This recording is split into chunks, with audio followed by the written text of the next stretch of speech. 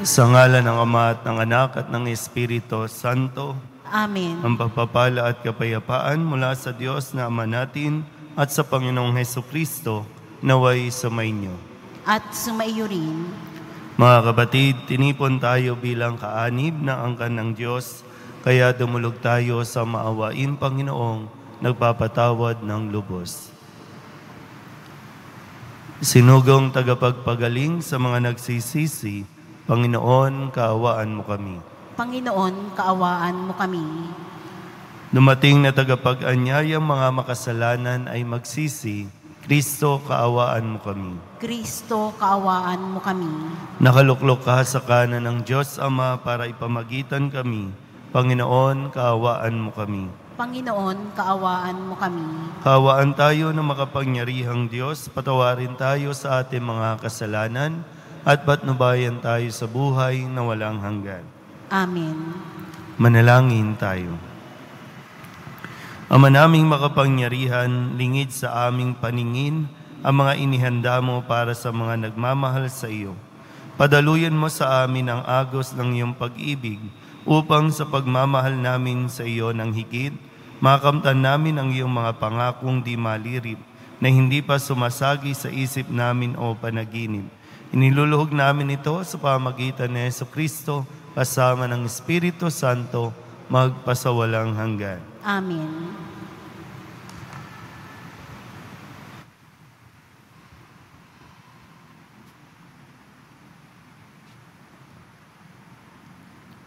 Pagbasa mula sa aklat ng mga hukom. Noong mga araw na iyon, ang mga Israelita ay gumawa ng masama sa Panginoon. Naglingkod sila sa mga Baal. Tinalikdan nila ang Panginoon, ang Diyos ng kanilang mga ninuno, at siyang nagalis sa kanila sa Ehipto. Naglingkod sila at sumamba sa mga Diyos-Diyosan ng mga bayan sa paligid. Kaya nagalit sa kanila ang Panginoon. Tinalikdan nga nila ang Panginoon at naglingkod sa mga Baal at kay Astaroth. Dahil dito, nagalit ang Panginoon sa Israel. Kaya sila'y pinabayaan niyang malupig ng kaaway at samsaman ng ari-arian. Tuwi silang makikipagdigma, ipinalulupig sila ng Panginoon, tulad ng kanyang sumpa. Ano pat wala silang kapanatagan. Ang Israel ay binigyan ng Panginoon ng mga hukom upang magtanggol sa kanila. Ngunit hindi nila pinakinggan ang mga ito. Tinalikdan nila ang Panginoon at naglingkod sa mga Diyos-Diyosan. Lahat ng hukom na inilagay ng Panginoon ay tinulungan niya upang iligtas sila sa kanilang mga kaaway. Nababagbag ang kanyang kalooban dahil sa kanilang mga daing, bunga ng hirap na dinaranas nila. Ngunit pagkamatay ng hukom na inilagay niya, ang mga Israelitay nagbalik sa pagsamba sa mga Diyos-Diyosan. Higit pa sa kasamaan ng kanilang mga ninuno ang kanilang ginagawa. Hindi nila maiwan ang kanilang kasamaan. Ang salita ng Diyos. Salamat sa Diyos. Panginoong masintahin, ang bayan mo'y gunitain. Panginoong masintahin, ang bayan mo'y gunitain.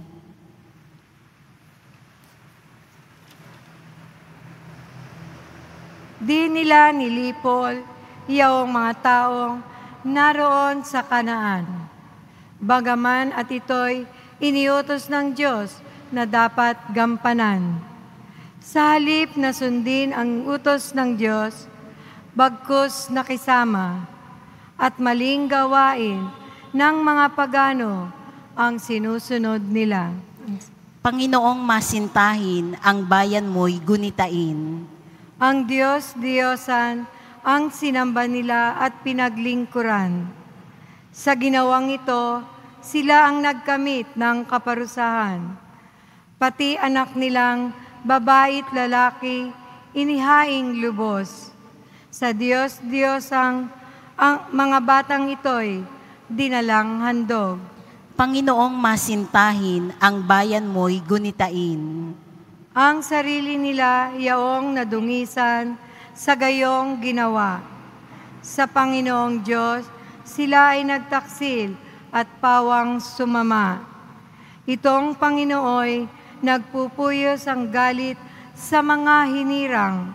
Siya ay nagdamdam sa ginawa nilang pawang kataksilan. Panginoong masintahin, ang bayan mo'y gunitain. Hindi na miminsan, marami ng beses, hiniligtas sila. Naghimagsik pa rin, kaya naman sila'y lalong nagkasala. Gayunman, hindi rin siya tinitiis pag nananambitan. Dinirinig niya't sa taglay na hirap, kinahahabagan. Panginoong masintahin, ang bayan mo'y gunitain.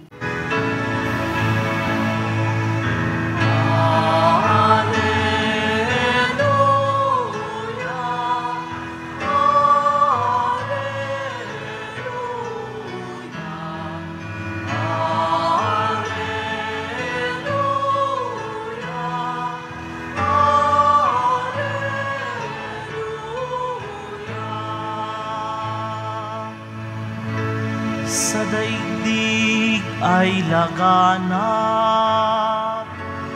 liwanag na sumisikat, salitang buhay ng lahat.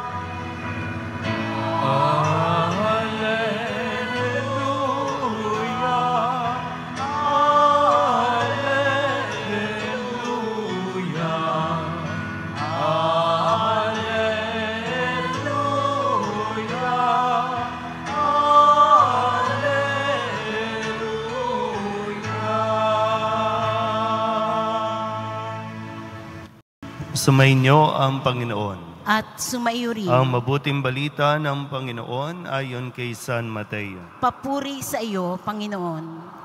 Noong panahong iyon, may isang lalaking lumapit kay Jesus at nagtanong, Guro, ano pong kabutihan ang kailangan kong gawin upang magkamit ng buhay na walang hanggan? Sumagot si Jesus, Bakit mo ako tinatanong kung ano ang mabuti? Iisa lamang ang mabuti. Kung ibig mong magkamit ng buhay, sundin mo ang mga utos. Alin-alin po? Tanong niya. Sumagot si Jesus, Huwag kang papatay, huwag kang mangangalunya, huwag kang magnanakaw, huwag kang magsisinungaling sa iyong pagsaksi. Igalang mo ang iyong ama at ina, at ibigin mo ang iyong kapwa gaya ng pag-ibig mo sa iyong sarili. Sinabi ng binata, tinutupad ko na pong lahat iyan. Ano pa po ang dapat kong gawin? Kung ibig mong maging ganap, humayo ka. Ipagbili mo ang iyong ari-arian at ipamahagi sa mga dukha ang pinagbilhan. Kapag ginawa mo iyan, magkakaroon ka ng kayamanan sa langit. Pagkatapos, bumalik ka at sumunod sa akin. Sagot na Jesus.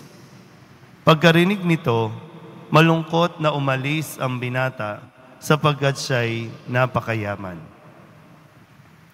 Ang mabuting balita ng Panginoon. Pinupuri ka namin, Panginoong Hesukristo. Isang magandang umaga po sa inyo lahat. Marahil lahat po tayo ay makaka-relate sa usapin o sa tanong at kalagayan ng binata dito po sa ating ebanghelyo. Tanong niya, paano nga ba siya magiging masaya o paano nga ba siya magkakaroon ng buhay na walang hanggan? At ang sagot niya, marahil pwede rin natin maging sagot. Kasi sinusunod naman natin ang mga utos. Di naman tayo pumapatay, di naman tayo nangangalunya, di naman tayo sabihin na natin sinusunod naman ng mga magulang, di naman nagnanakaw, lagi nga tayo nagsisimba. Yan. So hindi masamang tao ang binatang ito. Kaya lang, sabi nga, nalungkot yung binata nang siya ay umalis dahil siya ay napakayaman. Ang pagsunod kay Kristo, bagamat sa atin pong karanasan, wala ni isa man na deboto ng Poong Nazareno ang naniniwala na siya ay pinababayaan ng Diyos. Kaya nga maraming pumupunta dito kasi talagang sabi nga, malakas manalangin sa Poong Jesus Nazareno ang mga deboto ang kanyang mga alagad at talagang ipinagkakaloob. Pero ang isang hamon ay anuman bagay na mayroon tayo, kailangan matandaan natin, ito ay galing sa Diyos. At hindi tayo dapat kumapit sa kayamanan natin kasi hindi talaga doon ang ganap na kaligayahan. Ang kaligayahan ay kung paano tayo nakakapagbigay. Kaya nga, sabi nga dito, mayaman na yung lalaki, pero nagtatanong pa rin siya, paano nga ba siya magkakaroon ng buhay na walang hanggan? So, hindi ganap yung kaligayahan. Kaya ang sabi ni Kristo, para maging ganap, ito ang gawin mo. Ipagbili ang iyong ari-arian at ipamahagi o ipamigay sa mga mahihirap. At doon tayo nahihirapan. Doon din tayo umaalis talaga ng malungkot. Kasi, sabi ko nga, kaya ka nandito, kaya tayo nagsimba, kasi may hinihiling tayo sa Nazareno. Hinihiling ka ng trabaho, magandang trabaho, malaking kita, Ano pa ba? Maging maayos ang business mo. Pero ibinigay naman na eh. Kaya lang yun nga, binigay yan para mas maging masaya ka sa paraan na ikaw ay makatulong. Kasi pag humarap naman tayo sa Diyos, hindi naman yung mga bagay lang na ano ba ang ginawa mo? Kundi ang tanong din, ano ba yung mga hindi mo ginawa na dapat mong gawin? So ngayon pa lang, simulan na natin yung hamon ng Poong Nazareno. Hindi naman niya ni-reject yung binata, kundi binigyan pa lang niya ng pagkakataon at panahon. Hindi naman niya binigla. Sabi niya, sige, umayo ka muna, ipamigay mo muna ang iyong ari-arian, then pag okay ka na, saka ka sumunod sa akin. Nandun po yung susi ng kaligayahan na hinahanap natin kung tayo po ay nakakapagbigay. Amen?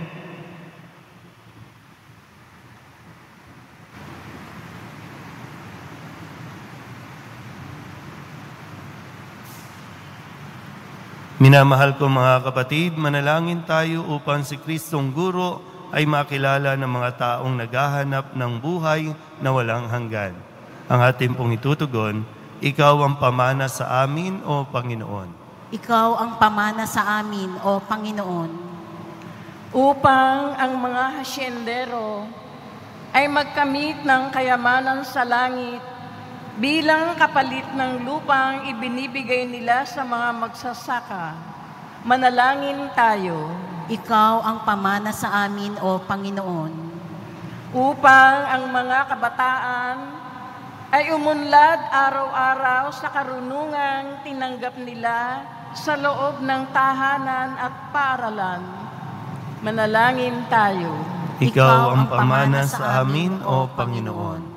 Upang ang mangyayaman ay kaligayahan ng Panginoon, bunga ng pagmamagandang loob nila sa mga mahirap na kapatid, manalangin tayo. Ikaw ang pamana sa amin, O Panginoon. upang ang mga dukha ay maturuang maghandog sa kapwa ng mga bagay na kailangan din nila. Manalangin tayo. Ikaw ang pamana sa amin, O Panginoon. Idulog din natin sa Panginoon ang ating mga personal na kahilingan at mga panalangin para sa ating mga pamilya at sa lahat ng panalangin na iniling na ipagdasal sa misang ito.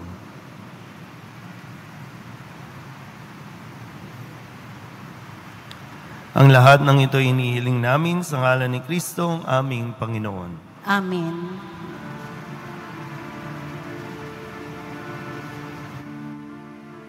Diyos, at tanggapin mo ang alak at tinapay na handog ng pag-ibig sa kisag naming bayan mo. Ang handog na ito ay babaguhin mo, magiging katawan at dugo mo.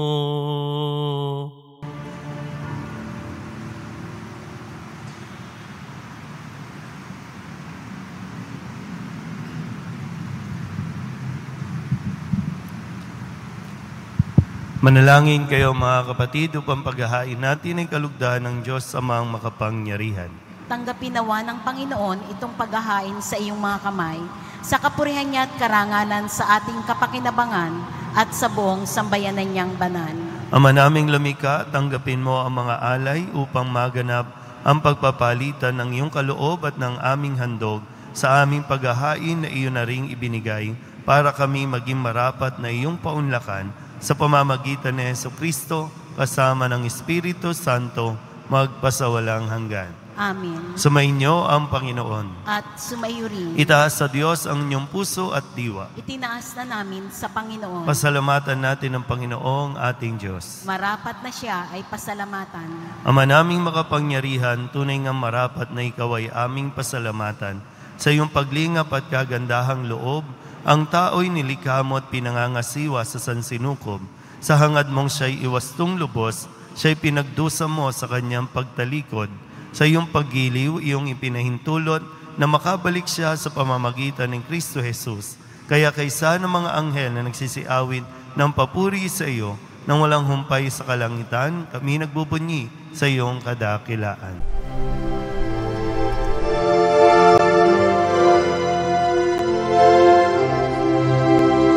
Santo, Santo, Santo, Panginoong Diyos makapangyarihan, napupuno ang langit at lupa ng kalwalhatian mo. Hosana sa kaitaasan, pinagpalang na paririto sa ngalan ng Panginoon. Hosana sa kaitaasan.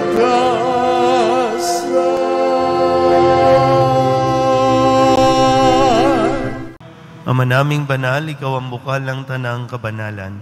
Kaya't sa pamamagitan ng iyong Espiritu, gawin mong banal ang kaloob na ito upang para sa aming maging katawan at dugo ng aming Panginoong Hesukristo. Bago niya pinagtiis ang kusang loob na maging handog, inawakan niya ang tinapay, pinasalamatan kaniya, pinaghati-hati ni iyon, iniabot sa kanyang mga alagad at sinabi, "Tanggapin ninyong lahat ito at kanin, ito ang aking katawan na ihahandog para sa inyo."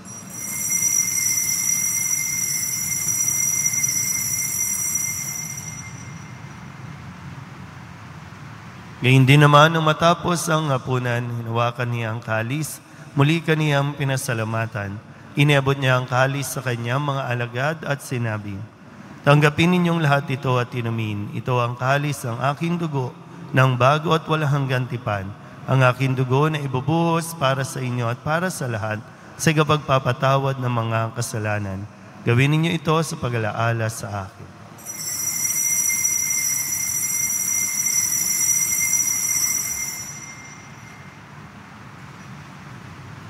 Ipagbunyi natin ang misteryo ng pananampalataya.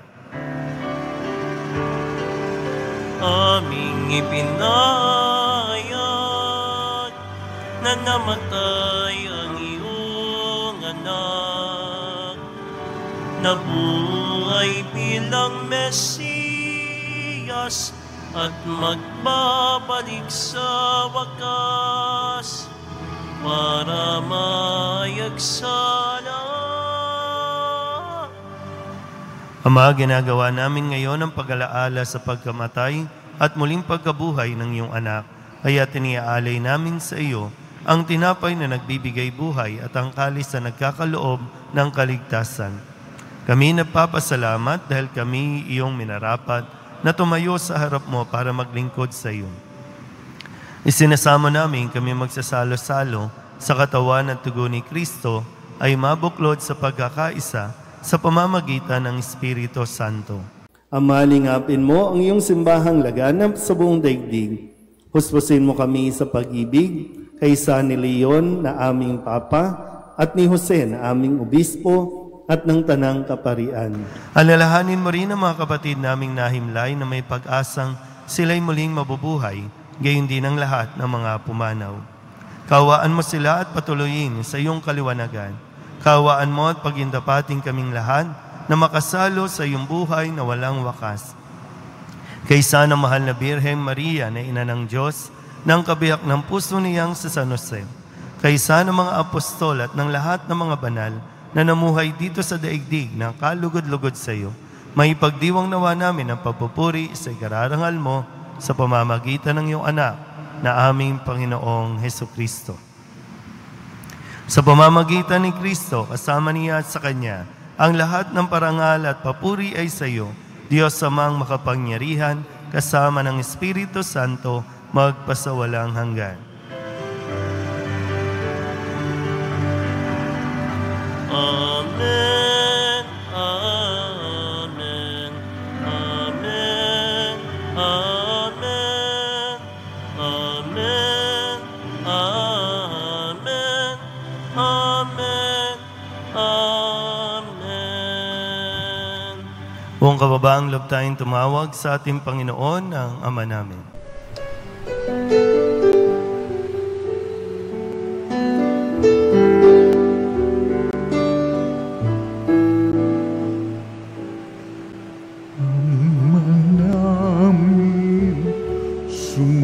Sumasalang ka, sambahin ang ngalan mo, mapasamin ang kaharian mo, sundin ang loob mo dito sa lupa para nang sa langit. Bigyan mo po kami ngayon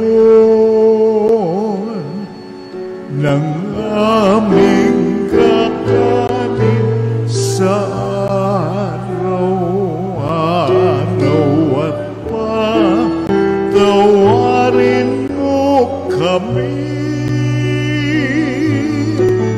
sa aming mga sala para ng pagpapatawan namin sa nagkakasala sa amin. At huwag mo kaming ipagdulot sa tukso, at yadya mo kami sa lahat ng masama. Inihiling namin kami iadya sa lahat ng masama, pagkalooban ng kapayapaan araw-araw, iligtas sa kasalanan at ilayo sa lahat ng kapahamakan, samantalang aming pinananabikan ang dakilang araw ng pagpapahayag ng tagapagligtas naming si Jesucristo. Sapagkat iyo ang kaharian at ang kapangyarihan at ang kapurihan magpakailanman. Amen. Panginoong Jesucristo, sinabi mo sa iyong mga apostol, kapayapaan ang iniiwan ko sa inyo, ang aking kapayapaan ang binibigay ko sa inyo. Tunghayan mo ang aming pananampalataya at huwag ang aming mga pagkakasala. Pagkalooban mo kami na kapayapaan at pagkakaisa ayon sa iyong kalooban, kasama ng Espiritu Santo, magpasawalang hanggan. Amen. Ang kapayapaan ng Panginoon ay laging sumainyo. At sumaiyo rin. Magbigayan po tayo ng kapayapaan sa isa't isa.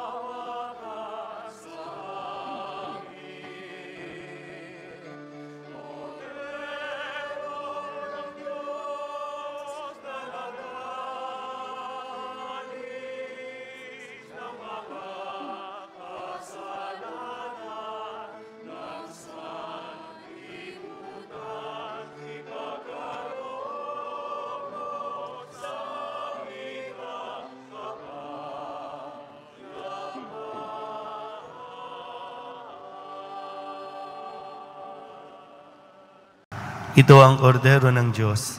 Ito ang nag-aalis ng kasalanan ng sanlibutan. Mapalad ang mga inaanyayahan sa kanyang piging. Panginoon, hindi ako karapat-dapat na magpatuloy sa iyo. Ngunit sa isang salita mo lamang ay gagaling na ako.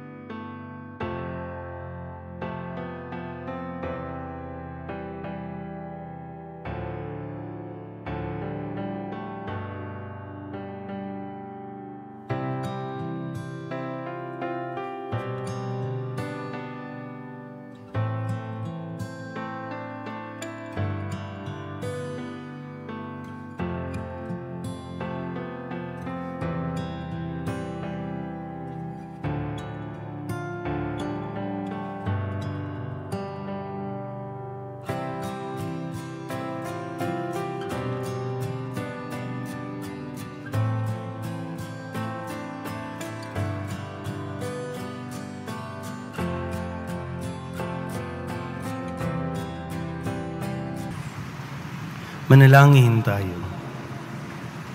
Ama naming mapagmahal, sa banal na pakikinabang, si Kristo ay aming pinagsaluhan.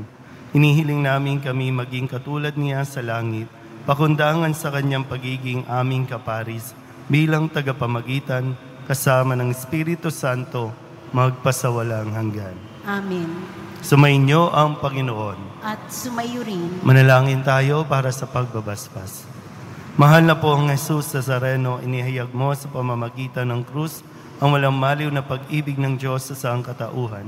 Pakinggan mo ang kahilingan ng iyong angkan na nagsusumamo sa iyo.